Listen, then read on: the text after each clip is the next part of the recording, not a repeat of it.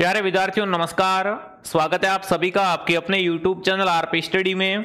तो जो भी विद्यार्थी राजस्थान चतुर्थ श्रेणी एग्जाम की तैयारी कर रहे हैं, राजस्थान चतुर्थ श्रेणी एग्जाम की तैयारी करने वाले सभी विद्यार्थियों के लिए ये क्लास दोस्तों बहुत इंपॉर्टेंट रहेगी। तो इस क्लास को आप ध्यान से पूरा जरूर देखें और लास्ट में कमेंट करें कि इस क्लास को देखने के बाद में कितने % आपके सही होते हैं, कैसी दोस्तों आपकी तैयारी है। क्योंकि ये जो क्लास दोस्तों आपकी रहने वाली है वो बहुत इंपॉर्टेंट क्लास रहने वाली है। ठीक है, तो सभी को नमस्कार, सभी का स्वागत है आज इस क्लास में। आज हम दोस्तों राजस्थान चतुर्थ श्रेणी एग्जाम के लिए कंप्लीट मॉडल पेपर देखेंगे। ये क्लास कैसी रहेगी दोस्तों? मिक्स मसाला वाली क्लास रहेगी। ठीक है, सभी को नमस्कार, सभी को राम राम। तो चलिए विद्यार्थियों क्लास का शुभारंभ करते हैं। रामबाण क्लास दोस्तों है तो ध्यान से देख लेना और लास्ट में अपना स्कोर कमेंट कर देना कि इस क्लास में से कितने % आपके सही होते हैं। ठीक है, बिल्कुल सभी को नमस्कार, सभी को राम राम। बढ़िया तरीके से एक बार क्लास को थोड़ा सा शेयर कर दे ताकि जो भी आपके भाई बहन है वो भी इस क्लास में आ सके। राहुल, भावना चौधरी, हाँ जी, गोपाल सिंह, आनंद कुमार, प्रियंका, राज, मुस्कान। तो चलो भाई क्लास का शुभारंभ करते हैं दोस्तों। क्लास को ध्यान से देख लेना भाई, एग्जाम नजदीक आ गया है तो बहुत अच्छी क्लास है। क्लास का पहला ही सवाल आपके सामने पूछा है, 56 का मैदान राजस्थान के कौन से भाग में है? कमेंट करेंगे सभी विद्यार्थी। 56 का मैदान राजस्थान के कौन से भाग में स्थित है? बहुत ही अच्छा और बहुत बेहतरीन प्रश्न। गुड इवनिंग, सभी का स्वागत है। अब फटाफट कमेंट करो कि राजस्थान में 56 का मैदान कौन से भाग में स्थित है। चलिए, हाँ जी, देखते हैं आप सबका उत्तर क्या आता है। आप सबके कमेंट का मुझे इंतजार रहेगा, तो कमेंट आप सभी साथी करेंगे। बिल्कुल यहां पर जो आपका उत्तर रहेगा दोस्तों वो रहेगा दक्षिण भाग में। ध्यान रखना भाई, 56 का मैदान राजस्थान के कौन से भाग में है दोस्तों? दक्षिणी भाग में हो जाएगा। ठीक है ना, तो यहां पर जो आपका उत्तर रहेगा सी ऑप्शन आपका राइट रहेगा दोस्तों। ये विशेष रूप से दोस्तों कहां पर है? बांसवाड़ा और प्रतापगढ़ जिलों के बीच में है। ठीक है, यहां पर दोस्तों 56 गांवों का समूह है। क्या है दोस्तों? 56 गांवों के समूह होने के कारण इसे क्या कहा जाता है? 56 का मैदान कहा जाता है। वहीं अगर दोस्तों आपसे पूछे 56 बेसिन, तो 56 बेसिन भी यही कहलाता है। ठीक है, अगर आपसे पूछे 56 की पहाड़ी कहां पर है, बहुत सारे बच्चे गलती कर देते हैं दोस्तों। 56 की पहाड़ी, 56 की पहाड़ी दोस्तों, तो 56 की पहाड़ी है वो बालोतरा में है। कहां पर है? बालोतरा में 56 की पहाड़ी है और 56 के मैदान है वो आपको पता है राजस्थान के दक्षिणी भाग में है। ठीक है, बहुत बढ़िया, सबका उत्तर एकदम सही आ रहा है। चलो फिर आगे बढ़ते हैं। अगला सवाल पूछा है, गैप सागर झील किस जिले में स्थित है? कमेंट करेंगे सभी विद्यार्थी। राजस्थान में गैप सागर झील कहां पर है? देखो मैं आप सबसे कहना चाहता हूं, अगर आप चाहते हो कि आपका चतुर्थ श्रेणी में अंदर नंबर आ जाए तो क्लास को ध्यान से कंप्लीट पूरा जरूर देखना। आधा अधूरा ज्ञान काम का नहीं है।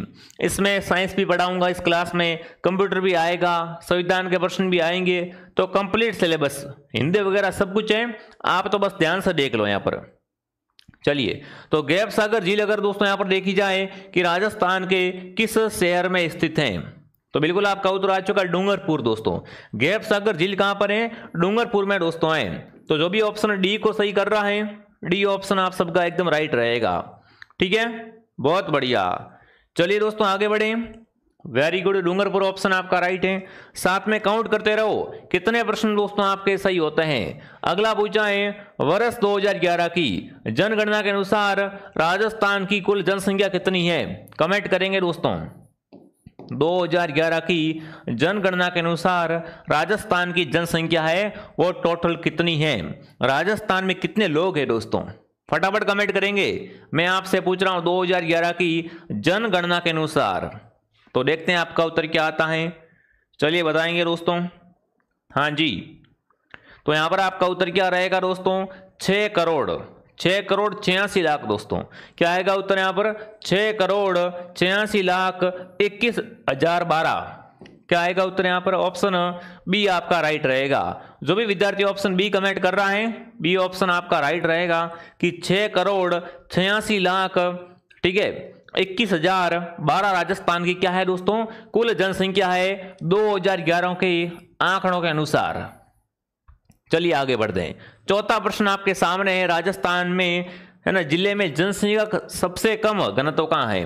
मतलब सबसे कम जनसंख्या घनत्व वाला जिला बताएंगे यहाँ पर। सबसे कम जनसंख्या घनत्व किस जिले का है? बीकानेर, जोधपुर, बाड़मेर या जैसलमेर। सबसे कम दोस्तों घनत्व की अगर बात करें यहाँ पर तो जो आपका उत्तर रहेगा वो दोस्तों बिल्कुल क्या रहेगा? जैसलमेर। जैसलमेर का घनत्व है वो 17 है। 17 दोस्तों है वो क्या है? जैसलमेर का घनत्व है। ध्यान रखना, प्रति 1 वर्ग किलोमीटर में कितने लोग निवास करते हैं दोस्तों? 17 व्यक्ति निवास करते हैं। ये बात आपको ध्यान रखनी है। तो यहां पर जो आपका उत्तर रहेगा वो बिल्कुल आपका क्या रहेगा? जैसलमेर। बिल्कुल आपका एकदम राइट है। अब बताओ सर्वाधिक घनत्व कहां का है? ये तो क्या है दोस्तों? सबसे कम घनत्व वाला जिला है। तो मुझे बताओ राजस्थान में सर्वाधिक जनसंख्या घनत्व वाला जिला कौन सा है? ये आपको बताना है। चलो आगे बढ़ते हैं दोस्तों। राजस्थान में ब्लू पोल्ट्री का केंद्र कौन सा है? बात करेंगे ब्लू पोल्ट्री के बारे में दोस्तों। ब्लू पोल्ट्री का केंद्र पूछा है आपसे। राजस्थान के अंतर्गत तो ब्लू पोल्ट्री का केंद्र है वो कौन सा हो जाएगा?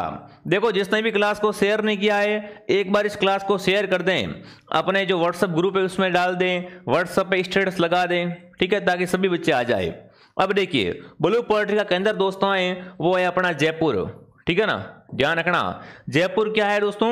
ब्लू पोल्ट्री का केंद्र है। वहीं अगर आपसे पूछता ब्लैक पोल्ट्री तो ब्लैक पोल्ट्री तो कोटा की है। कहाँ की है? ब्लैक पोल्ट्री कोटा की है दोस्तों, और ब्लू पोल्ट्री है वो अपने जयपुर की है। बहुत बढ़िया, सबका उत्तर क्या आ रहा है? एकदम राइट आ रहा है, ठीक है। इस कला में दोस्तों विशेष चमकदार नीले रंग का प्रयोग किया जाता है, तो आपको ध्यान रखना है। और जो यहाँ पर जो आपका उत्तर रहेगा बहुत बढ़िया, हाँ जी, सवाई राम सिंह द्वितीय दोस्तों। सवाई राम सिंह द्वितीय के काल में से क्या मिला दोस्तों? संरक्षण मिला है, तो ये भी साथ में कवर कर लेना। अगला सवाल, निम्न में से किसे मरुभूमि की कोकिला कहा जाता है? लो भाई साहब, ये सवाल दोस्तों आपको मैं क्यों करवा रहा हूं? क्योंकि ये सवाल दोस्तों क्या है आपके एग्जाम के लिए वेरी वेरी मोस्ट इंपॉर्टेंट लग रहे हैं, ठीक है। सर टेलीग्राम का लिंक भेज दो। टेलीग्राम का लिंक आपको देखो आरपी स्टडी को डाउनलोड करो। यहाँ पर हमारा जो वीडियो चल रहा है ना, वीडियो के डिस्क्रिप्शन में मैंने लिंक दे रखा है, वहां से आप जुड़ जाओ, ठीक है। नहीं तो टेलीग्राम पे लिखो सीधा आरपी स्टडी आ जाएगा। अब फटाफट कमेंट करेंगे, मरुभूमि की कोकिला निम्न में से किससे कहते हैं? तो वो है अल्लाह जिलाई भाई। इन्हें क्या कहते हैं दोस्तों? राजस्थान के अंतर्गत मरुभूमि की कोकिला कहा जाता है। क्या कहते हैं? मरुभूमि की कोकिला कहा जाता है। ये क्या है दोस्तों? एक मांड गायिका है। कैसी गायिका है दोस्तों? एक मांड गायिका है। तो ये बात आपको ध्यान रखनी है। यहाँ पर बिल्कुल सबके उत्तर आ रहे हैं, विकास, प्रियंका, रमेश, सुरेश। हाँ जी, अल्लाह जिलाई का जन्म कहाँ हुआ था दोस्तों? तो इनका जन्म बीकानेर में। कहाँ के दोस्तों रहने वाली है? ये भी सवाल आ चुका है कि अल्लाह जिलाई बाई का संबंध किस जिले से है? तो इनका संबंध है बीकानेर जिले से। अगला दोस्तों, भीलों के द्वारा विवाह के अवसर पर किया जाने वाला नृत्य कौन सा है? कमेंट करेंगे दोस्तों। भील होते हैं ना, वो विवाह के समय कौन सा नृत्य करते हैं? कमेंट कीजिए। यहाँ पर दीप, दिलकुश प्रजापत, आनंद राठौड़, हनुमान मीणा, बिल्कुल सभी का स्वागत, सभी को नमस्कार। कमेंट करेंगे भीलों के द्वारा विवाह के अवसर पर किया जाने वाला नृत्य कौन सा होता है? चलिए देखते हैं उत्तर क्या बता पाते हो आप, है ना। कौन कौन इस प्रश्न का उत्तर बता पाता है अभी देख लेते हैं। तो बिल्कुल आपका जो उत्तर रहेगा क्या आ रहा है? हाथी मन्ना आ रहा है। क्या बात है ना। नेजा आ रहा है दोस्तों। सबका उत्तर एकदम क्या क्या आ रहा है? अलग अलग आ रहा है दोस्तों। तो भीलों के द्वारा विवाह के समय किया जाने वाला नृत्य होता है, उसे क्या बोलते हैं? हाथी मन्ना कहते हैं। हाथी मन्ना कहते हैं दोस्तों। इसमें क्या होता है दोस्तों? पुरुष है वो घुटनों के बल बैठकर तलवार घुमाता है। क्या करता है दोस्तों? घुटनों के बल बैठ के तलवार घुमाता है ना, वो नृत्य होता है हाथी मन्ना। तो यहां पर आपका उत्तर रहेगा सी ऑप्शन, ठीक है। आगे बढ़ते हैं। मेवाड़ के अरावली क्षेत्र की भील जनजाति का लोक नाट्य। मेवाड़ के जो अरावली क्षेत्र दोस्तों है ना, मेवाड़ का अरावली क्षेत्र की जो दोस्तों भील जाति का लोक नाट्य कौन सा है? अब की बार क्या पूछा आपसे? लोक नाट्य पूछा है। तो यहां पर थोड़ा सा आपको ध्यान देना है। फटाफट कमेंट करेंगे, देखते हैं आपका उत्तर क्या आता है ना। मेवाड़ के अरावली क्षेत्र के भीलों का लोक नाट्य। देखो मैं आपके कमेंट का इंतजार कर रहा हूं, जैसे ही कमेंट करोगे आगे बढ़ जाएंगे। तो बिल्कुल आपका उत्तर रहेगा गवरी। गवरी क्या है दोस्तों? भीलो जाति का लोक नाट्य है। तो ऑप्शन आएगा गवरी। गवरी को क्या कहते हैं दोस्तों? राई नृत्य भी कहते हैं। क्या कहते हैं? राई नृत्य भी कहा जाता है, जो कि क्या है दोस्तों, शिव पार्वती की पौराणिक कथाओं पर आधारित है। ये क्या है दोस्तों, शिव पार्वती की कथा पर आधारित है। तो बी उत्तर आपका राइट है यहाँ पर। अगला सवाल, राजस्थान के वे संत कौन थे जो राजस्थान छोड़कर बनारस चले गए और रामानंद के शिष्य बन गए? चलो भाई, बहुत बार ये प्रश्न मैं आपसे करवा चुका हूं, तो ये तो आपको आना ही चाहिए। राजस्थान के ऐसे संत है ना जो राजस्थान छोड़कर बनारस चले गए और रामानंद के शिष्य बन गए। तो बिल्कुल फटाफट कमेंट करेंगे, क्या रहेगा उत्तर? फटाफट एक बार कमेंट कीजिए। चलिए दोस्तों, बहुत बेहतरीन प्रश्न आपके सामने प्रस्तुत कर रहा हूं, तो साथ साथ में कमेंट तो बनता ही है, ताकि मुझे भी लगे कि भाई आपकी तैयारी हो रही है। ठीक है, तो यहां पर जो आपका उत्तर रहेगा वो रहेगा बिल्कुल, क्या रहेगा बताओ? संत पीपा, संत पीपा। हाँ जी, ऑप्शन डी आ रहा है, बी आ रहा है। सर मेरे कमेंट नहीं आ रहे क्या? अरे कमेंट सबके आ रहे, क्यों टेंशन ले रहे हो? कमेंट सबके आ रहे हैं, बिल्कुल बेफिक्र रहो। आप तो बस कमेंट किया करो। ठीक है, तो यहां पर जो आपका उत्तर दोस्तों रहेगा वो क्या रहेगा? संत धन्ना। ऑप्शन डी आपका राइट है यहां पर। ठीक है, अगला सवाल अगला पूछा है दोस्तों, संत पीपा के अनुसार मोक्ष का साधन क्या है? कमेंट करेंगे आप सभी विद्यार्थी। संत पीपा के अनुसार मोक्ष प्राप्त करने का साधन कौन सा हो जाएगा? चलिए दोस्तों, है ना, संत पीपा कहते हैं दोस्तों, अगर आपको मोक्ष की प्राप्ति करनी है ना, तो क्या करना पड़ेगा? आपको भक्ति करनी पड़ेगी। क्या दोस्तों? ध्यान करना पड़ेगा, साधना करनी पड़ेगी। यहां पर दोस्तों आपको पाप करना पड़ेगा। तो मोक्ष प्राप्त करने के लिए क्या करना पड़ेगा दोस्तों? भक्ति करनी पड़ेगी। बिल्कुल, क्या करनी पड़ेगी दोस्तों? भक्ति। ये कौन कहता है? संत पीपा कहते हैं। अगला सवाल, आशापुरा माता किस वंश की कुलदेवी है? कमेंट करेंगे सभी साथी। यहां पर आशापुरा माता है वो किस वंश की कुलदेवी है, ये आपको बताना है। चलिए देखते हैं आपका उत्तर क्या आ रहा है। आशापुरा माता किस वंश की कुलदेवी है प्यारे साथियों? तो ये है चौहान वंश की। ठीक है ना, चौहान वंश की कुलदेवी है वो है आशापुरा माता। चलिए आगे बढ़ते हैं। आदिवासियों का कुंभ निम्न में से बेणस मेला कहा जाता है ना, तो ये कहाँ लगता है? बिल्कुल, अगर आपसे पूछे कि किस मेले को आदिवासियों का कुंभ कहा जाता है, तो आदिवासियों का कुंभ है वो बेणेश्वर मेला कहलाता है। कौन सा मेला दोस्तों? बेणेश्वर मेला। और ये जो मेला भरता है वो कहाँ भरता है? आदिवासियों का कुंभ बेणेश्वर मेला भरता है दोस्तों नवाटापुरा गांव। गांव का नाम नोट कर लो, नवाटापुरा गांव, डूंगरपुर के अंदर दोस्तों ये मेला भरता है। सोम, माही और जाखम के त्रिवेणी संगम पे। ठीक है, जाखम के त्रिवेणी संगम पे भरता है। तो यहां पर जो आपका उत्तर रहेगा वो रहेगा ऑप्शन ए। अगला सवाल, फुलडोल उत्सव मनाया जाता है। फुलडोल उत्सव मनाते हैं ना, वो कौन सा पंथ मनाता है? कमेंट करेंगे। फुलडोल उत्सव कौन सा पंथ मनाता है? भूपेंद्र यहाँ पर है, भावना भाटी है, हाँ जी, कमल है, चौधरी साहब हैं, राकेश मेघवाल हैं, ओम प्रकाश चामर हैं। बताओ भाई, फुलडोल उत्सव कौन मनाता है दोस्तों? ये मनाते हैं राम शरण संप्रदाय के लोग। और इनकी प्रधान पीठ कहाँ पर है? शाहपुरा में दोस्तों। शाहपुरा के अंतर्गत ये क्या करते हैं? अपना फुलडोल महोत्सव है वो मनाते हैं। चलिए आगे बढ़ते हैं। अगला, गोरबंद क्या है? राजस्थान जीके में बार बार ये प्रश्न पूछा जाता है कला संस्कृति में से, है ना, कि गोरबंद क्या होता है? महिलाओं के गले का आभूषण होता है क्या दोस्तों? राजस्थानी महिलाओं के द्वारा विवाह के समय का विशेष आभूषण होता है क्या दोस्तों? ऊंट के गले का आभूषण होता है, या महिलाओं के हाथ में पहनने का बाजूबंद। तो गोरबंद दोस्तों क्या होता है? ऊंट के गले का हार होता है। ये क्या होता है? ऊंट के गले का हार होता है दोस्तों। तो ऑप्शन क्या रहेगा? सी ऑप्शन आपका राइट रहेगा। जो भी प्यारे साथी यहाँ पर मनोज कुमार हैं, मनीष, प्रकाश देवासी, महेश, चौधरी साहब, बहुत बढ़िया। अगला सवाल, राजस्थान में सर्वाधिक प्रतिशत वाली अनुसूचित जनजाति कौन सी है? कमेंट करेंगे साथियों, है ना। सर्वाधिक दोस्तों अनुसूचित प्रतिशत वाली जनजाति, देखिए भील, मीणा, गरासिया, सहरिया। यहां पर दो बातें आपको ध्यान रखनी है। सर्वाधिक पूछे तो क्या आएगा? मीणा आएगा।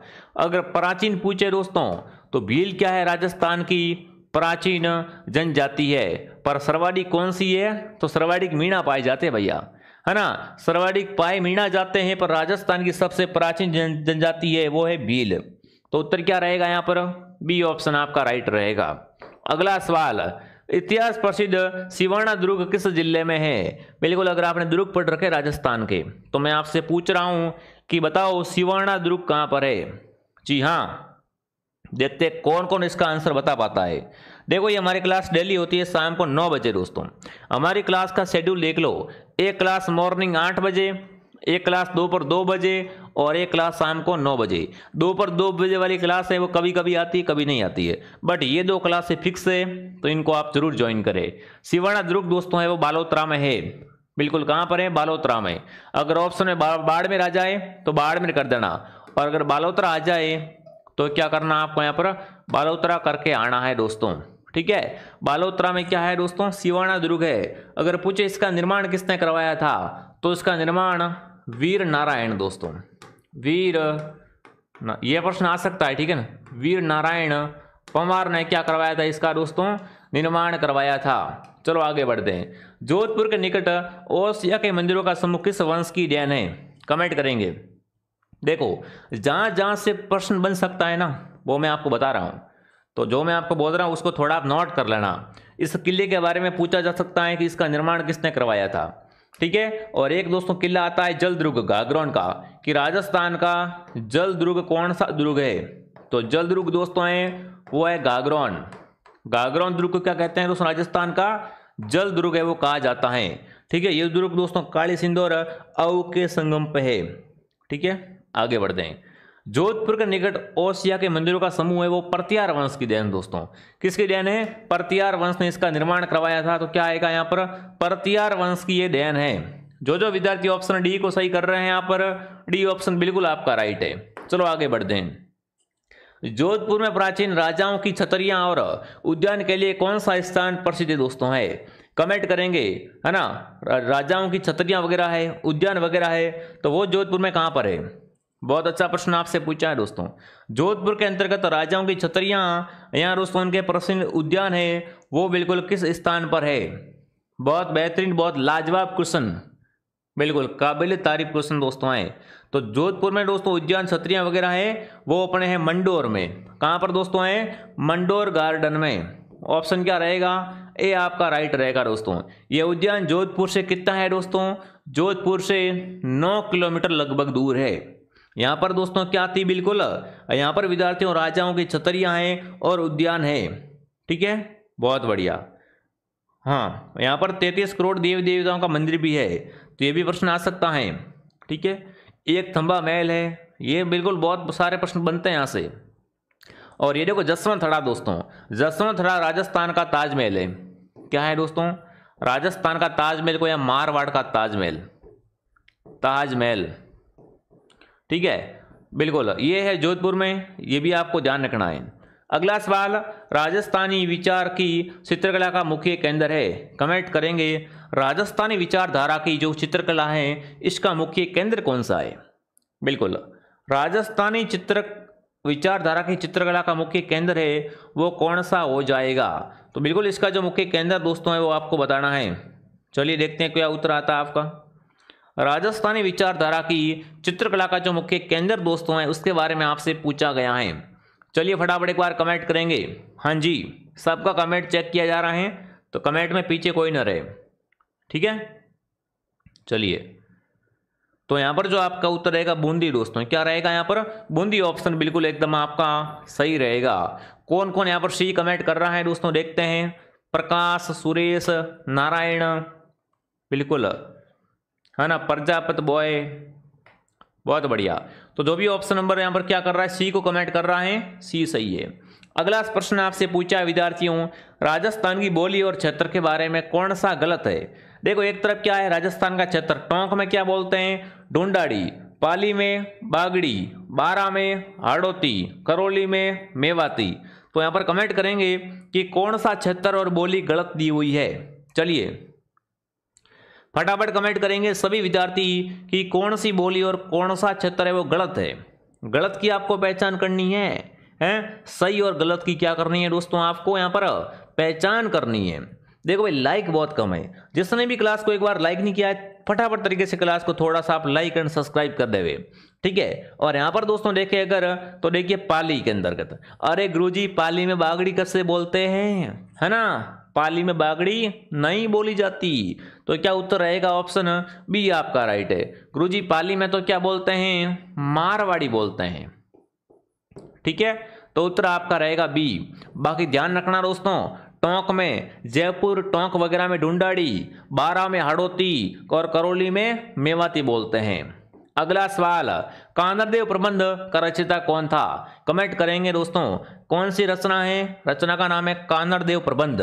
तो बात करेंगे यहाँ पर कि इसका रचयिता कौन था। नैन सुख, राम भट्ट, पद्मनाथ, हेम कवि, बताओ भाई कानरदेव प्रबंध का रचयिता था वो कौन था। देखते हैं आपका आंसर क्या आ रहा है सबका।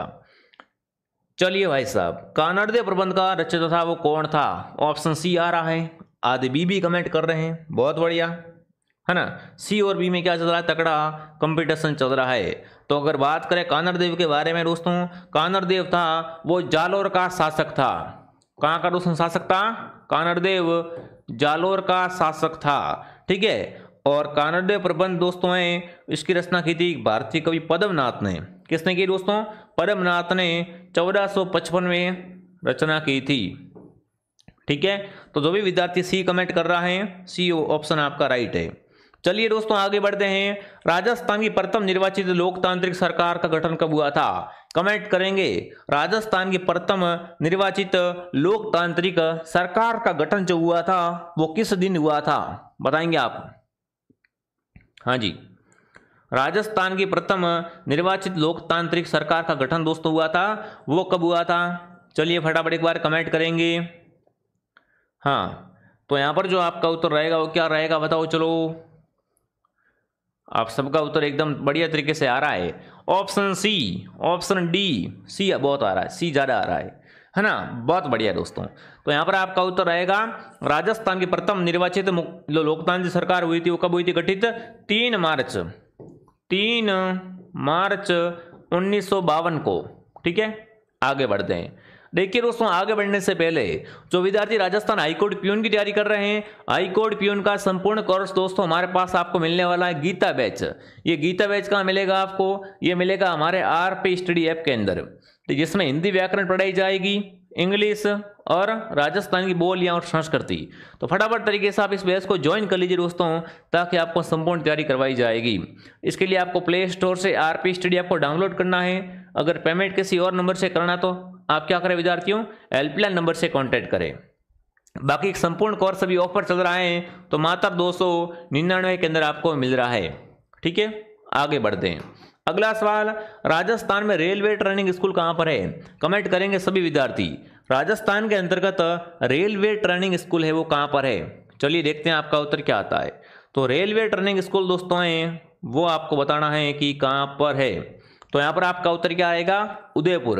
उदयपुर में क्या बना हुआ है दोस्तों? राजस्थान के अंतर्गत रेलवे ट्रेनिंग स्कूल है, ठीक है। बहुत बढ़िया, चलिए आगे बढ़ते हैं।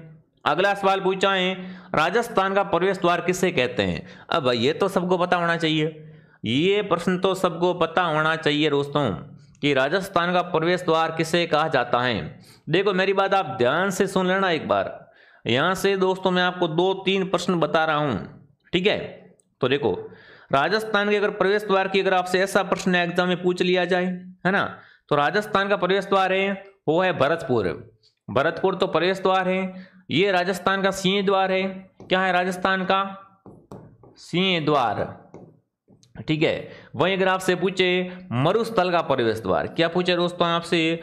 मरुस्थल का प्रवेश द्वार, तो मरुस्थल का प्रवेश द्वार दोस्तों है वो है जोधपुर, ठीक है। 3 प्रश्न आपको ध्यान रखना है यहाँ पर। राजस्थान का प्रवेश द्वार तो भरतपुर, ठीक है। उसके बाद राजस्थान का सिंह द्वार अलवर, और राजस्थान का बिल्कुल अगर आपसे मरुस्थल का प्रवेश द्वार पूछे तो आएगा जोधपुर, ठीक है। आगे बढ़ते दोस्तों। अगला सवाल पूछा है, दावड़िया व्यक्ति होते थे, दावड़िया प्रवृत्ति के व्यक्ति होते दोस्तों वो कैसे व्यक्ति होते थे? हाँ सर, इंग्लिश को और मैथ की क्लास लाओ। इंग्लिश की क्लास तैयार कर रही हम, है ना, लगे हुए भैया इंग्लिश की क्लास तैयार करने में। अब बेफिक्र रहो, इंग्लिश की क्लास बहुत जल्द आएगी और मैथ भी आपको बहुत जल्द करवाई जाएगी। अब देखिए धावड़िया प्रवृत्ति के व्यक्ति होते थे, वो क्या करते दोस्तों, वो कारवा और काफिले को लूटते थे। क्या करते दोस्तों, लूट मार करते थे भैया, बहुत खतरनाक होते थे ये व्यक्ति। अगला सवाल, कृष्ण मृग किस अभयारण्य में पाए जाते हैं? अरे कृष्ण मृग मतलब काले हिरण दोस्तों, कैसे हिरण, काले हिरण। तो यहां पर कमेंट करेंगे सभी विद्यार्थी, फटाफट कमेंट करेंगे कि कृष्ण मृग है वो किस अभयारण्य में पाए जाते हैं। तो कृष्ण मृग पाए जाते हैं ताल छापर अभयारण्य में। किसमें पाए जाते हैं दोस्तों, ताल छापर अभयारण्य चूरू के अंतर्गत ये दोस्तों पाए जाते हैं। तो जो भी विद्यार्थी ऑप्शन नंबर डी को कमेंट कर रहा है, डी ऑप्शन एकदम आपका राइट है। ठीक है, आगे बढ़ते हैं। रॉक फॉस्फेट की खान कहां पर है? राजस्थान के अंतर्गत रॉक फॉस्फेट की खान के बारे में अगर आपसे पूछे तो बताएंगे सर आपके पढ़ाने का तरीका बहुत बढ़िया है, I like it sir, thank you Chaudhary साहब। बिल्कुल आप सभी का बहुत बहुत धन्यवाद दोस्तों, इसी तरीके से आप मोटिवेट करते रहेंगे, बहुत प्यारे प्यारे आप कमेंट करते हो। तो देखिए दोस्तों, अगर कमेंट करें कि रॉक फॉस्फेट की खान, चलिए राजस्थान के अंतर्गत रॉक फॉस्फेट की खान दोस्तों है वो कहां पर हो जाएगी? तो बिल्कुल आपका उत्तर आ चुका है जामर कोटड़ा। जामर कोटड़ा दोस्तों कहां पर है? उदयपुर के अंतर्गत है। कहां पर है जामर कोटड़ा? उदयपुर के अंतर्गत है। और यहीं पे क्या है दोस्तों, रॉक फॉस्फेट की खान है। तो उत्तर क्या हो जाएगा? ऑप्शन डी एकदम आपका राइट है। यहाँ पर ओम प्रकाश, करिश्मा, बिल्कुल विष्णु योगी, दिनेश कुमार बोल रहा है मस्त तरीका है, बिल्कुल बहुत बहुत धन्यवाद। ठीक है, हाँ जी, चलिए आगे बढ़े दोस्तों। अगला सवाल, अगला प्रश्न आपसे पूछा है दोस्तों, निम्न में से कौन सा सही नहीं है? मेहंदी सोजत की, लोसन बारा का, ठीक है, इसबगोल जालौर का, किन्नू बूंदी का। तो फटाफट कमेंट करेंगे निम्न में से कौन सा यहाँ पर है वो सही नहीं है। बताओ भाई सही कौन सा नहीं है, वो आपको बताना है। देखते हैं आपका उत्तर है वो क्या आता है ना। सही कौन सा नहीं है दोस्तों? चलिए बहुत अच्छा क्वेश्चन आपसे पूछा है, निम्नलिखित में से कौन सा जोड़ा यहाँ पर क्या है दोस्तों सही नहीं है? चलिए बहुत अच्छे अच्छे क्वेश्चन आपके सामने प्रस्तुत किए जा रहे हैं दोस्तों। तो यहाँ पर जो आपका उत्तर रहेगा वो क्या हो जाएगा? हाँ, ऑप्शन डी, बिल्कुल ऑप्शन डी आपका क्या रहेगा? एकदम राइट रहेगा। अगला है, राजस्थान की पहली सरकारी समिति 1905 में स्थापित की गई है ना, तो वो कहां पर की गई थी? फटाफट कमेंट करेंगे कि राजस्थान की पहली सरकारी समिति दोस्तों है वो किस जिले में स्थापित की गई थी? बहुत अच्छा प्रश्न है, फटाफट एक बार कमेंट करेंगे, फटाफट एक बार क्या करेंगे दोस्तों, कमेंट करके बता देंगे कि राजस्थान की पहली सहकारी समिति है वो 1905 में दोस्तों कहां पर? अजमेर जिले के भिनाय में। कहां पर? अजमेर जिले के भिनाय क्षेत्र में स्थापित की गई थी। अगला सवाल है, राजस्थान में सीमेंट उत्पादक जिले है, मतलब कमेंट करना है कि राजस्थान के अंतर्गत सीमेंट का उत्पादन कहां से होता है? बताएंगे दोस्तों, राजस्थान के अंतर्गत सीमेंट का उत्पादन कहां से होता है? चलिए, तो सीमेंट के लिए दोस्तों अपना है ना बूंदी है, चित्तौड़गढ़ है, कोटा है, सिरोही है। तो यहां पर जो आपका उत्तर रहेगा वो क्या रहेगा? बताओ फटाफट। ऑप्शन ए आपका एकदम राइट रहेगा। क्या रहेगा उत्तर यहाँ पर? ऑप्शन ए आपका राइट रहेगा। जो भी विद्यार्थी ऑप्शन ए को सही कर रहे हैं, ऑप्शन ए आपका राइट है ये बिल्कुल। अगर आपसे पूछे राजस्थान की प्रथम सीमेंट फैक्ट्री, मैं आपके सामने प्रश्न दे रहा हूं दोस्तों, राजस्थान की प्रथम सीमेंट फैक्ट्री, प्रथम सीमेंट की फैक्ट्री दोस्तों कहाँ खोली गई थी? ये खोली गई थी लाखेरी बूंदी के अंतर्गत। कहाँ पर?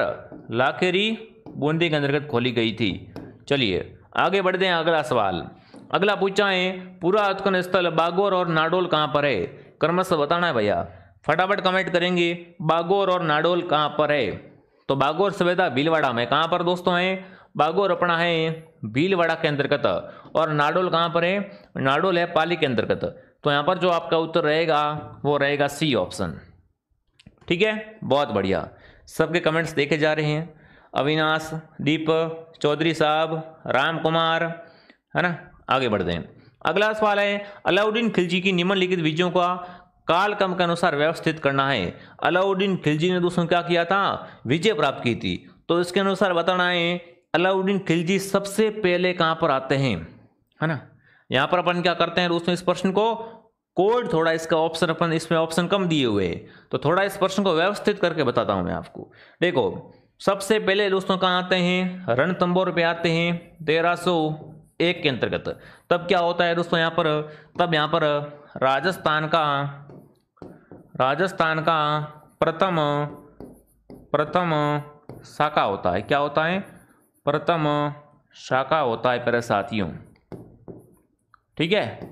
हाँ जी, अब यहाँ पर दोस्तों लेके जालोर की बात करें अगर, तो फिर दोस्तों अलाउद्दीन कहाँ आता है, रणथंभौर के बाद में दोस्तों अलाउद्दीन आता है वो सीधा चित्तौड़गढ़ में आता है 1303 के अंतर्गत। तब यहाँ पर क्या होता है दोस्तों, रानी पद्मिनी का जौहर होता है, ठीक है। उसके बाद दोस्तों ये सीधा कहाँ चला जाता है, बिल्कुल सीधा चला जाता है सिवाना के अंतर्गत। सिवाना में कब जाता है, 1308 के अंतर्गत, ठीक है। और उसके बाद दोस्तों कहाँ चला जाता है, सबसे लास्ट में दोस्तों जालोर में 1311 में। तो यहाँ पर कोड बनेगा ए के बाद सीधा चला गया सी के अंतर्गत, डी और बी, ये कोड बनेगा। क्या कोड बनेगा दोस्तों यहाँ पर, बिल्कुल इस तरीके से कोड बनेगा, इसको आप थोड़ा याद कर लेना। अगला सवाल, चित्तौड़गढ़ की किस रानी ने बादशाह हुमायूं से मदद मांगी थी। ये प्रश्न भी बहुत बार आ चुका है दोस्तों। चित्तौड़ की ऐसी दोस्तों कौन सी रानी हुई जिसने क्या किया था दोस्तों, बादशाह हुमायूं से मदद मांगी थी दोस्तों, हुमायूं को राखी भेजी थी। तो हुमायूं को राखी भेजने वाली रानी थी दोस्तों, वो थी रानी कर्णावती। इनने क्या किया दोस्तों, हुमायूं को मदद मांगी थी, हुमायूं से राखी भेजी थी। अगला सवाल, सवाई जय सिंह द्वारा निर्मित वेधशाला है वो कहाँ पर नहीं है ना। आप सबको पता है सवाई जय सिंह ने क्या किया दोस्तों, 5 सौर वेधशाला बनाई थी, उनमें से भोपाल में देखो भैया, है ना। यहाँ पर आपसे पूछा है कि सवाई जय सिंह की वेधशाला है वो कहाँ कहाँ पर नहीं है, वो आपको बताना है। तो इनकी 5 वेधशालाओं में से दोस्तों यहाँ पर जो आपका उत्तर रहेगा वो क्या रहेगा, भोपाल। भोपाल के अंतर्गत दोस्तों इनकी वेधशाला है वो नहीं है।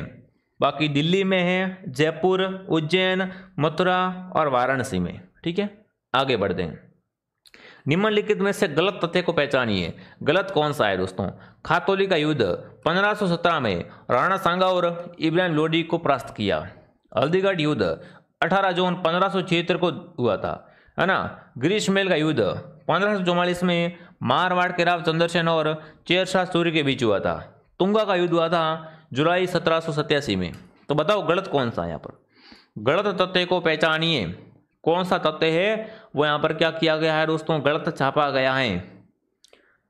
तो बिल्कुल ऑप्शन सी दोस्तों, ऑप्शन सी को देखो। ग्रीष्ममेल दोस्तों युद्ध है ना, ये मालदेव और शेरशाह के मध्य हुआ था। किसके मध्य दोस्तों हुआ था, ग्रीष्ममेल का युद्ध मालदेव और शेरशाह सूरी के मध्य हुआ था। तब शेरशाह सूरी ने कहा था कि मैं मुट्ठी पर बाजरे के लिए हिंदुस्तान की बादशाहत खो देता। क्या करता, बिल्कुल मुट्ठी पर बाजरे के लिए हिंदुस्तान की बादशाहत खो देता। चलिए आगे बढ़ते हैं। निम्न में से कौन टोंक मुस्लिम रियासत का संस्थापक था। कमेंट करेंगे सभी साथी। यहाँ पर क्लास को देखो ध्यान से, कंप्लीट देखना है। आगे साइंस का हिंदी है वो भी तो पढ़नी है अपन को, तो ऐसे भागना थोड़ी है, ठीक है। तो टोंक मुस्लिम रियासत का संस्थापक दोस्तों था, बिल्कुल कौन था, अमीर खां पिंडारी, ठीक है।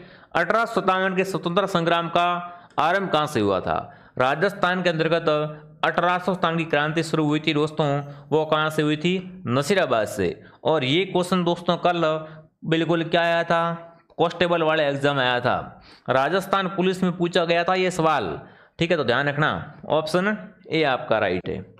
अगला सवाल, साधु सीताराम दास किस कर्षक आंदोलन से संबंधित हैं। कमेंट करेंगे सभी विद्यार्थी। साधु सीताराम दास का संबंध कौन से कर्षक आंदोलन से है। बहुत बेहतरीन, बहुत लाजवाब क्वेश्चन दोस्तों। तो इनका संबंध बिजोलिया से है दोस्तों। किससे है, साधु सीताराम दास का संबंध बिजोलिया किसान आंदोलन से दोस्तों है। इन्होंने क्या किया था, इसका दोस्तों नेतृत्व किया था। तो बहुत अच्छा प्रश्न है, बहुत बेहतरीन प्रश्न है, थोड़ा इसको आप पढ़ लेना, ठीक है। ये क्या था दोस्तों, राजस्थान का फर्स्ट संगठित आंदोलन था, ठीक है। चलिए आगे बढ़ते हैं। अगला है, राजस्थान का जलियांवाला बाग के नाम से प्रसिद्ध मानगढ़ धाम कहां पर है। कमेंट करेंगे दोस्तों।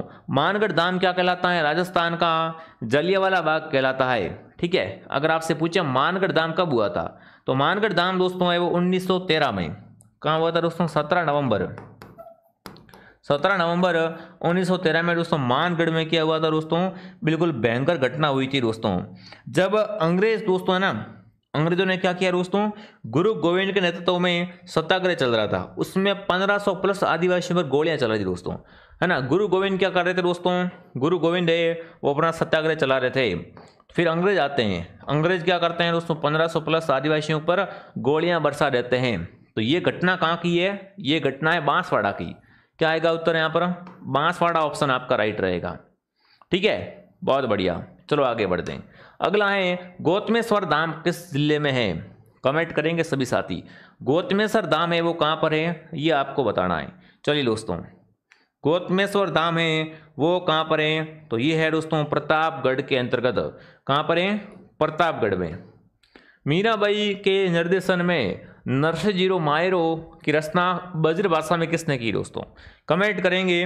मीराबाई के निर्देशन में नरसिंह मायरो रचना है, इसकी ब्रज भाषा में रचना है वो किसने की थी? तो वो दोस्तों यहाँ पर कौन था? रत्ना खाती दोस्तों। रत्ना खाती ने क्या किया था? मीराबाई के निर्देशन में नरसिंह मायरो इसकी रचना है वो ब्रज भाषा में की थी। अगला सवाल, राजस्थान के संत जो लोक देवता के साथ साथ एक कवि भी थे, है ना। लोक देवता के साथ उन्होंने क्या किया दोस्तों? 24 बाणियां लिखी। क्या लिखी दोस्तों? 24 बाणियां।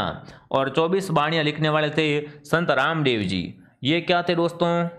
देवता भी थे, देव पुरुष तो थे ही दोस्तों। देव पुरुष के साथ साथ एक कवि भी थे। तो उत्तर क्या आएगा यहाँ पर? सी ऑप्शन आएगा। ठीक है, अगला सवाल पूछा है साइंस से। क्या पूछा साइंस से? देखते हैं भैया। साइंस के प्रश्न आ चुके हैं दोस्तों। हो जाओ तैयार साथियों, है ना। सोचने का समय गया, उठो लिखो इतिहास नया। तो कमेंट करेंगे। साइंस का प्रश्न आपसे पूछा है कि निम्नलिखित में से कौन सी धातु है जिसे अपन चाकू से काट सकते हैं? तो चाकू से काट सकते हैं वो धातु दोस्तों जो होती है वो होती है पोटेशियम। पोटेशियम को अपन क्या कर सकते हैं? चाकू से कट कर सकते हैं। अगला सवाल है, बिजली के बल्ब में तंतु बना होता है। बिजली का बल्ब देखा है? 10 रुपये वाला, है ना। ये एलईडी वाले बात नहीं कर रहा हूँ। 10 रुपये का जो क्या होता है दोस्तों, बिजली का जो बल्ब होता है उसके अंदर ऐसे उल्टा जो इस तरीके की धातु होती है ना, वो क्या होती है? किस धातु की बनी होती है दोस्तों? बिजली के बल्ब का जो तंतु होता है वो किस धातु का होता है? तो वो दोस्तों अपने किसका होता है? टंगस्टन का होता है। ऑप्शन क्या आएगा यहाँ पर? ऑप्शन डी आपका एकदम राइट रहेगा। ठीक है, बहुत बढ़िया, वेरी गुड। जो भी ऑप्शन डी कमेंट कर रहा था, डी सही है भैया। आगे बढ़ते हैं दोस्तों। अगला सवाल लेते हैं। क्या पूछा आपसे? अगला प्रश्न जो आपके सामने पूछा है वो दोस्तों आपका हो जाएगा, जब हम सेब को टुकड़ों में काटते हैं कुछ समय बाद सतह क्या हो जाती है? भूरी हो जाती है। कभी आपने सेब खाई है? बिल्कुल खाई होगी दोस्तों। जब सेब अपन खाते हैं उसको कट करते रख देते हैं ना, तो कुछ समय बाद क्या होता है? उसकी सतह क्या हो जाती है? बिल्कुल हल्की भूरी हो जाती है। तो ये कैसा परिवर्तन है ये आपको बताना है ना। सेब के टुकड़ों को रखने के बाद में उसकी सतह क्या हो जाती है? भूरी हो जाती है। तो वो परिवर्तन होता है रासायनिक परिवर्तन। कौन सा परिवर्तन होता है? रासायनिक परिवर्तन। अगला है, निम्न में से किस एंजाइम का अग्नाशय में संबंध नहीं होता है? मतलब ऐसा कौन सा एंजाइम दोस्तों जिसका संबंध अग्नाशय से नहीं होता है? तो वो होता है टाइलिन। टाइलिन दोस्तों एंजाइम होता है, इसका संबंध अग्नाशय से नहीं होता है। अगला पूछा है, बिल्कुल एलिफेटियासिस किसके कारण होता है? बिल्कुल एलिफेटियासिस रोग होता है ना, ये किसके कारण होता है ये आपको बताना है। चलिए, एलिफेटियासिस किसके कारण होता है ये फटाफट तरीके से एक बार क्या करेंगे सभी साथी यहाँ पर कमेंट करके बता देंगे मुझे। तो आपका उत्तर क्या आ रहा है? एलिफेटियासिस किसके कारण होता है दोस्तों? ये होता है फाइलेरिया कर्मी से। ठीक है, देखिए दोस्तों आगे बढ़ने से पहले अभी क्लास खत्म नहीं हुई है, अभी तो प्रश्न पड़े हैं भाई, भागना नहीं है दोस्तों। जो विद्यार्थी सीईटी की तैयारी कर रहे हैं, सीईटी एग्जाम 2026 का संपूर्ण कोर्स आपको हमारे पास मिल जाएगा। एप्लीकेशन डाउनलोड कर लो और इस कोर्स को ज्वाइन कर लो। सीईटी का सिलेबस बहुत बड़ा है, खुद से कवर नहीं हो पाएगा, मैं पहले बता रहा हूँ। तो ऐप को डाउनलोड करके मात्र 599 के इस ऑफर को आप ज्वाइन कर लो। संपूर्ण सीईटी की तैयारी करवाई जाएगी। अगर सीईटी पास करोगे तो ये आप दोस्तों क्या है, तो ये आप दोस्तों आगे वाले फॉर्म भर पाओगे। अगला हिंदी का प्रश्न, हिंदी का बहुत बेहतरीन, बहुत ही दोस्तों धांसू प्रश्न आपसे पूछा है। हिंदी का क्या पूछा है दोस्तों आपसे, बहुत ही धांसू प्रश्न आपसे पूछा है। किस शब्द में गार प्रत्यय का प्रयोग नहीं हुआ है? सनानागार, यादगार, मददगार, रोजगार। बताओ भाई, निम्न में से दोस्तों गार प्रत्यय का उपयोग किसमें नहीं हुआ है? देखते हैं उत्तर क्या आता है। देखते हैं यहाँ पर उत्तर आप क्या बताते हो कि गार प्रत्यय है वो यहाँ पर दोस्तों किसके अंतर्गत नहीं है? चलो बताओ। हाँ जी, गार प्रत्यय है वो किसके अंतर्गत दोस्तों उपयोग नहीं हुआ है? तो जो आपका यहाँ पर दोस्तों देखा जा रहा है आंसर, बिल्कुल आप सबका उत्तर एकदम क्या आ रहा है? ऑप्शन ए आ रहा है, सनानागार में। ठीक है, तो ऑप्शन क्या रहेगा यहाँ पर? ऑप्शन ए आपका राइट रहेगा। ठीक है, आगे बढ़ते हैं। अगला प्रश्न आपसे पूछा है, व्याकरण की दृष्टि से प्रेम शब्द क्या है? प्रेम शब्द क्या होता है? भाववाचक संज्ञा है, विशेषण, क्रिया, अव्यय। बताओ भाई, व्याकरण की दृष्टि से प्रेम शब्द दोस्तों होता है वो क्या होता है दोस्तों? ये होता है अपने भाववाचक संज्ञा। कैसी संज्ञा होती है दोस्तों? भाववाचक संज्ञा होती है। अगला सवाल दोस्तों आपके सामने है, किस वाक्य में क्रिया सक्रमक रूप से प्रयोग हुई है? सक्रमक क्रिया दोस्तों किस में होती है? क्रिया दो प्रकार की होती है। क्रिया के कितने प्रकार होते हैं दोस्तों? क्रिया दो प्रकार की होती है। ठीक है, सक्रमक क्रिया और अक्रमक क्रिया। तो देखिए, माँ बच्चे को सुलाती है, चित्ता तेज दौड़ता है, बहुत समय से सो रहा है और शोरगुल से बच्चा जाग रहा है। तो फटाफट कमेंट करेंगे किस वाक्य में सक्रमक क्रिया दोस्तों हो रही है। चलिए दोस्तों, सक्रमक क्रिया जो हो रही है वो दोस्तों किस में हो रही है? बिल्कुल आपका उत्तर आ चुका है यहाँ पर कि गुरुजी सक्रमक क्रिया हो रही है, माँ बच्चे को सुला रही है। ये क्या हो रहा है यहाँ पर? सक्रमक क्रिया हो रही है। बहुत बढ़िया, देखो हिंदी में तो आप सबका सही आ रहा है। अगला है, निम्न में से पाश्चात्य का विलोम क्या होता है? परावर्तीय, प्राच्य, परावर्तीय, पूर्ववर्ती। बताओ भैया, पाश्चात्य, पाश्चात्य संस्कृति। तो उसी के अनुसार पूछा है, पाश्चात्य का विलोम क्या होता है? पाश्चात्य, बताओ भैया। पाश्चात्य का जो दोस्तों विलोम होता है वो होता है बिल्कुल प्रवर्ती। ठीक है, अगला सवाल आपके सामने, तेजस्वी का विलोम बताओ भाई, है ना? कितने तेजस्वी लोग हैं? कितने तेजस्वी लोग हैं? आपने मोदी का मीम देखा होगा, तो यहाँ पर कमेंट करेंगे तेजस्वी शब्द का विलोम क्या होता है दोस्तों? तो तेजस्वी का विलोम होता है निस्तेज। क्या होता है? निस्तेज होता है।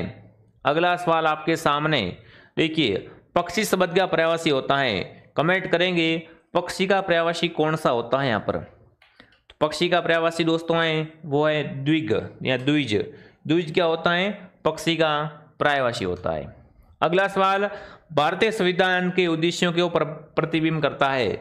ये बिल्कुल आपके क्या पूछा? संविधान से प्रश्न पूछा भैया। प्रश्न कहाँ से छपा है दोस्तों? प्रश्न पूछा गया है आपके सीधा संविधान से।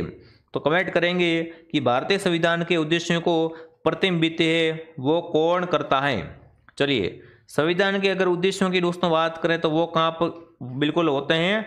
वो दोस्तों बिल्कुल आपके ऑप्शन बी, संविधान के प्रस्तावना में। प्रस्तावना क्या है संविधान की? आत्मा कहलाती है। ठीक है, आत्मा कहलाती है। अगला सवाल दोस्तों, यहाँ पर तो बी राइट है। ठीक है, अगला पूछा है, संविधान में मूल कर्तव्य शामिल है। कमेंट करेंगे संविधान के अंतर्गत किस अनुच्छेद में दोस्तों मूल कर्तव्य है? तो संविधान के अंतर्गत मूल कर्तव्य है भाग 4 क से लेकर अनुच्छेद 51 क के तहत क्या है? अपने कुछ मूल कर्तव्य दिए हुए हैं। अगला सवाल आपके सामने, एकात्मक व्यवस्था का मूल लक्षण क्या होता है? एकात्मक व्यवस्था, नाम देखो आप, नाम है एकात्मक व्यवस्था। तो इसका मुख्य लक्षण होता है, क्या होता है? शक्तियों का केंद्रीकरण। क्या होता है? शक्तियों का केंद्रीकरण होता है यहाँ पर। अगला प्रश्न दोस्तों आपसे पूछा है कंप्यूटर का सवाल। कैसा सवाल पूछा है दोस्तों आपसे? प्रश्न है वो कंप्यूटर से लिया गया है, तो घबराने वाली बात तो बिल्कुल यहाँ पर है ही नहीं। ठीक है, यहाँ पर पूछा है दोस्तों, एक मेल मर्ज प्रचालन को निष्पादन करने के लिए निम्न में से कौन सा घटक आवश्यक नहीं होता है? मेल के लिए दोस्तों डेटा सोर्स, मर्ज फील्ड्स, वर्ड फील्ड्स या मुख्य डॉक्यूमेंट। देखो क्या करना आपको यहाँ पर दोस्तों, आपको यहाँ पर कहा गया है मेल के बारे में। एक मेल को क्या करनी है दोस्तों, मर्ज करनी है। तो उसके लिए अगर यहाँ पर दोस्तों अपन क्या करें, आंसर देखें तो क्या रहेगा बताओ। चलिए, हाँ जी, एक मेल को मर्ज करने के लिए दोस्तों तो वो रहेगा ऑप्शन वर्ड फील्ड है, वो आपको जरूर नहीं है इसमें। ठीक है, अगला पूछा है एक एक्सेल वर्कबुक का संकलन है। फटाफट कमेंट करेंगे दोस्तों, है ना। एक एक्सेल वर्कबुक का एक संकलन है, वो कौन सा होता है। कभी आपने कंप्यूटर कोर्स किया है क्या, नहीं किया तो देख लो। एक्सेल में दोस्तों जो एक संकलन होती है वर्कशीट, वर्कशीट में काम होता है। तो क्या आएगा, ऑप्शन बी राइट है।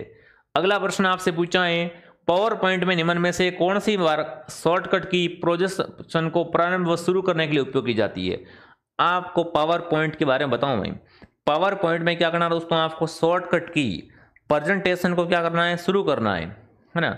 बिल्कुल क्या करना है, प्रारंभ से शुरू करना है। तो अपन क्या करेंगे, अपन प्रेस करेंगे F5 को, क्या करेंगे, F5 को प्रेस करेंगे। अगला सवाल पूछा करंट अफेयर्स का दोस्तों। लो जी भाई साहब, आ गया करंट अफेयर्स, है ना। मैंने कहा था ना आपसे, मैं आपको करंट अफेयर भी पढ़ा दूंगा, क्यों टेंशन ले रहे हो भैया। ठीक है, तो अगला प्रश्न पूछा हाल ही में राजस्थान कर बोर्ड का विलय किस संस्था में कर दिया गया है। तो कर बोर्ड का विलय दोस्तों कर दिया गया है, वो किस संस्था में किया गया है, वो है राजस्व मंडल के अंतर्गत। किसके अंतर्गत, राजस्व मंडल में। अगला सवाल, भारतीय वन स्थिति रिपोर्ट 2023 के अनुसार राजस्थान में कितने वर्ग किलोमीटर अभिलेखित वन क्षेत्र है ना। अभिलेखित वन क्षेत्र की दोस्तों अगर बात करें अपन तो फटाफट कमेंट करेंगे। चलिए, बहुत अच्छा प्रश्न ये भी आपका। अभिलेखित वन क्षेत्र दोस्तों वन रिपोर्ट 2023 के अनुसार जो है वो अपने हैं दोस्तों कितने, बिल्कुल ऑप्शन बी आपका राइट है। यहाँ पर क्या रहेगा, 32,86,000। ठीक है, तो ऑप्शन क्या आएगा यहाँ पर, बी ऑप्शन। ठीक है, बिल्कुल, तो यहाँ पर बी ऑप्शन बिल्कुल आपसे एकदम क्या हो जाएगा, सही हो जाएगा। अगला सवाल दोस्तों, ठीक है, हाँ, राजस्थान में वन के बारे में पूछा तो यहाँ पर बी ऑप्शन बिल्कुल आपका राइट रहेगा। ठीक है, 32,864 वर्ग किलोमीटर। अगला पूछा आपसे राजस्थान में भूमि उपयोग के संदर्भ में कौन सा सही नहीं है। वानिकी क्षेत्र 8.13, बंजर भूमि 8.10, चालू पड़त भूमि 5.05, शुद्ध बोया गया क्षेत्र 53.10। तो गलत कौन सा है दोस्तों। आर्थिक समीक्षा 2024 और 25 के अनुसार जो गलत दिया हुआ है दोस्तों वो अपना है बंजर भूमि। बंजर भूमि का यहाँ पर क्या इन्होंने दिया है, गलत दोस्तों बताया है। अगला है अखिल भारतीय स्तर पर उपलब्ध जल संसाधनों के मामले में राज्य में देश का कौन सा है। बिल्कुल, देश का राज्य में कौन सा स्थान, फटाफट कमेंट करेंगे भैया। राजस्थान का दोस्तों अखिल भारतीय स्तर पर उपलब्ध जल संसाधनों में से ना, जल संसाधनों में से कौन सा स्थान दोस्तों है, तो वो अपना है 10वां स्थान। कौन सा स्थान है, 10वां स्थान है। ठीक है, तो ये अपनी क्लास थी। अब आप फटाफट तरीके से कमेंट करेंगे कितने प्रश्न आपके राइट हुए दोस्तों। अगर आप चतुर्श्रेणी का कोर्स परचेस करना चाहते हो तो मात्र 449 में कोर्स मिल रहा है। जो विद्यार्थी हाईकोर्ट पियून की तैयारी कर रहे हैं, हाईकोर्ट पियून का कोर्स मात्र आपको 299 के अंतर्गत मिल रहा है। ठीक है, तो आई होप कि ये क्लास आपको पसंद आई होगी दोस्तों। ठीक है, और अगर सीईटी की तैयारी करना चाहते हो, देखो सीईटी तो करनी है सबको। ठीक है, तो सीईटी की तैयारी भी आपको यहाँ पर करवाई जा रही है 2026 की मात्र 599 के अंतर्गत। तो आरपी स्टडी ऐप को डाउनलोड करें, कोई भी अगर कोर्स लेना चाहते हो, और अगर पेमेंट किसी और से करना है तो इस नंबर पे कांटेक्ट करें। 50 राइट हुए सर। आप इंग्लिश के क्लास लाओ, बिल्कुल इंग्लिश की क्लास में भाई तैयारी हो रही है। ठीक है, टेंशन ना लो। ठीक है विद्यार्थियों, तो चलिए दोस्तों हाईकोर्ट पियून की क्लास भी बहुत जल्द आएगी। तो मैं आपको दोस्तों मिलता हूँ नेक्स्ट क्लास में। जय हिंद, जय भारत।